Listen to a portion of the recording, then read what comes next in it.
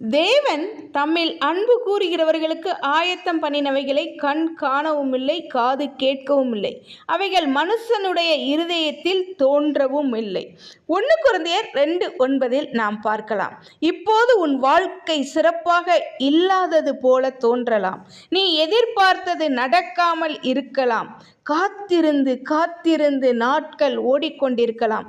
ஆனால் வேதாகமம் சொல்கிறது தேவன் உனக்காக ஆயத்தம் பண்ணி இருக்கிறார். நீ கற்பனை செய்யாத அளவுக்கு, நீ நினைக்காத அளவுக்கு, நீ எதிர்பார்க்காத வழியில் தேவன் செயல்பட முடியும் என்று சொல்கிறார். இப்போது இருக்கும் நிலை உன்னுடைய கடைசி அல்ல, உன்னுடைய இறுதி அல்ல. இப்போது காணும் காட்சி உன் முழு கதை அல்ல. தேவன் முடிந்த பின்புதான் முழு கதை வெளிப்படும். ஆகவே நினைவில் வை, இன்னும் சிறந்தது வர இருக்கிறது உன்னுடைய வாழ்க்கையில். கர்த்தாவே, நாங்கள் காணாத எதிர்காலத்தை நீர் காண்கிறபடியால் உமக்கு நன்றி அப்பா. நாங்கள் புரியாத திட்டத்தை நீர் எங்களுக்காக ஆயத்தம் பண்ணி கொண்டிருக்கிறபடியால் கூட உமக்கு நன்றி. இப்போது இருக்கும் நிலை எங்கள் முடிவு அல்ல என்பதை எங்கள் உள்ளத்தில் உறுதிப்படுத்தின தயவிற்காக நன்றி சுவாமி.